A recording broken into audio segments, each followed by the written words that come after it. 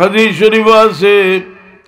এই চকুর ফালিরে আল্লাহ আমানত রাখবা ওয়া মিন শাইইন ইল্লা লাহু মিজানুল ওয়া মিকদারিল্লাদ দামু ফাইল্লাহু ইউতফিউ বিহারু বিল্লার সকল আমল নে ওজন করা হইব কিন্তু মানুষের যে চকুর ফালি আল্লাহর খৌফে নিকলিছে এই চকুর ফালিরে আল্লাহ আমানত রাখি দিবা এই চকুর ফালি দিয়ে আল্লাহ দুজখ রাখুন চকুর বাড়ি দি এর লাগে খাদনা দি মানুষের যদি অন্যায় করিয়া খাদনাও এতিমরে খাদনা দিলে আল্লাহ সে খাফে কইলে দি মানুষে জি আর বাবা হয়ে খাদ দিলে তো আরো বাপরে যদি দুঃখ দিয়া খাদনাও তো আরো ভাবার হইব না বেশি বেশি ভাবার হইব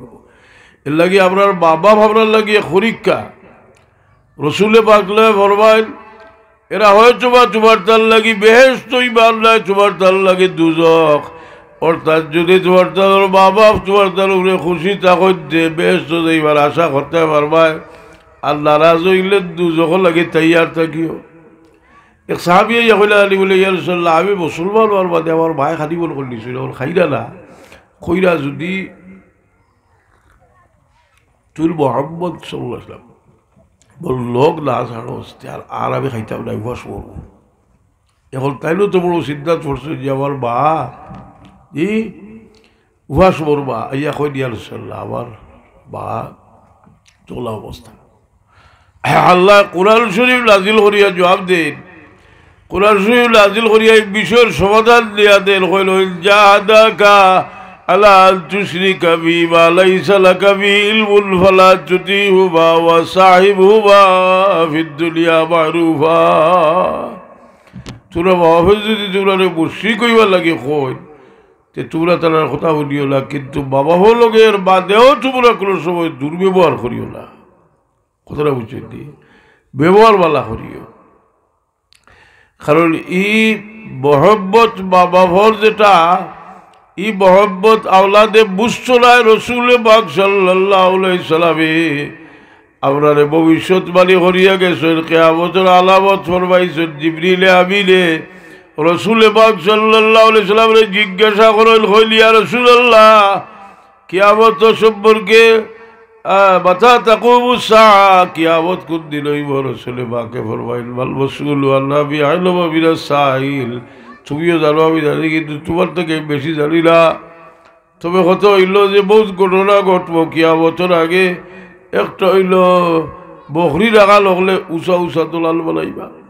ইয়াতাতাওয়ালুনা ফিল বুনিয়ান এটা তো রয়ে গেছে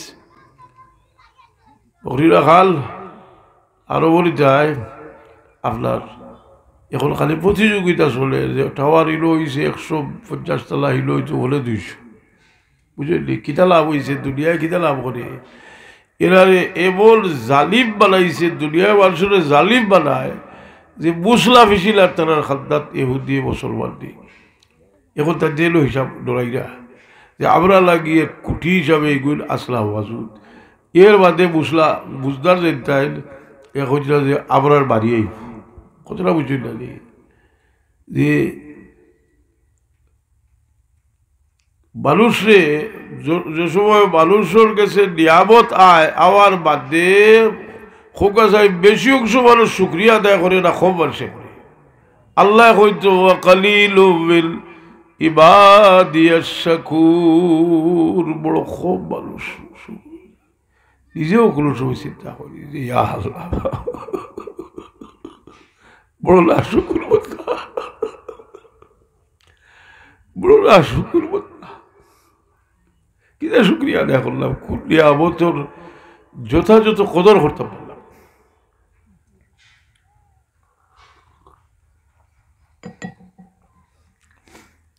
এই হায়াতের প্রত্যেকটা শ্বাস হতো একটা নিয়ামতই না আমার বাবা ইয়াদ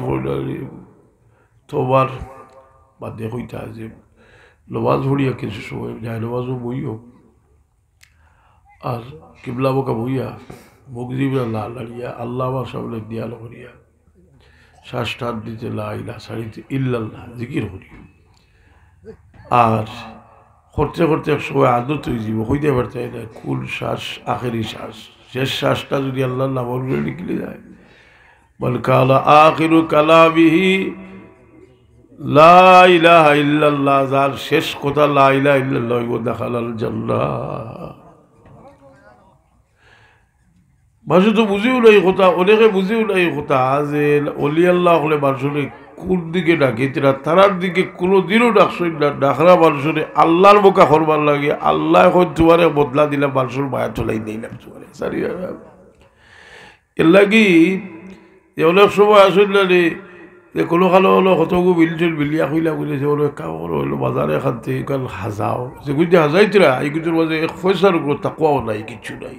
তারা একটা উদ্দেশ্য যে এখন এক বোকা হরিয়া আর অবাজ হলো দেখছিল যে